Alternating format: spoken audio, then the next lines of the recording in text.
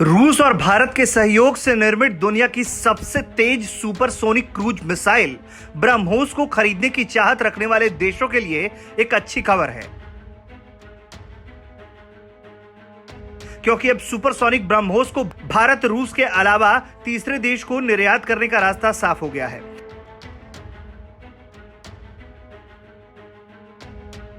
Supersonic cruise BrahMos मिसाइलों के रूसी भारतीय डेवलपर ब्रह्मोस के मुख्य महाप्रबंधक प्रवीण पाठक ने जानकारी देते हुए बताया कि न सिर्फ फिलीपींस, वियतनाम जैसे चीन के पड़ोसी देश,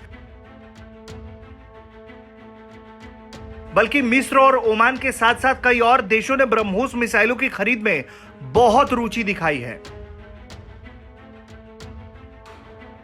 ब्रह्मोस के समुद्री और थल संस्करणों का पहले ही सफलतापूर्वक परीक्षण किया जा चुका है और भारतीय सेना और नौसेना को यह सौंपा जा चुका है।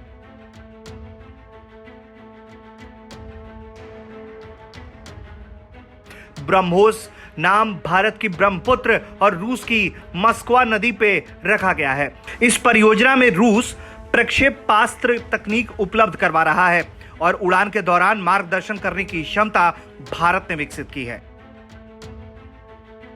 तो वहीं ब्रह्मोस मिसाइल की खासियत है कि यह हवा में ही मार्ग बदल सकती है और चलते फिरते लक्ष्य को भी भेदने में तो सक्षम है ही, इसके साथ ही इसको वर्टिकल या सीधे कैसे भी प्रक्षेप से दागा जा सकता है। यह मिसाइल तकनीक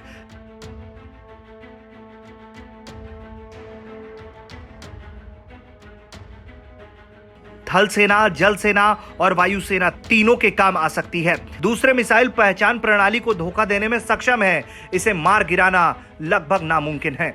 यह मिसाइल 1200 यूनिट ऊर्जा पैदा कर अपने लक्ष्य को तहस नहस कर देती है।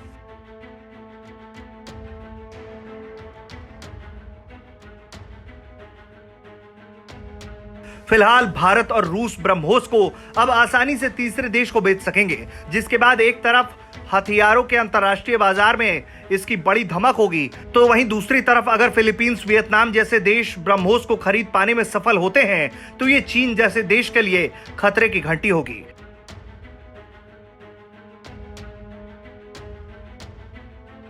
खास बात यह है कि अभी तक जितने देशों ने ब्रह्मोस को खरीदने में रुचि दिखाई है, उनमें से ज्यादातर दक्षिण एशियाई देश हैं और उनकी चीन से बहुत ज्यादा बनती भी नहीं है। ब्यूरो रिपोर्ट, भारत तक।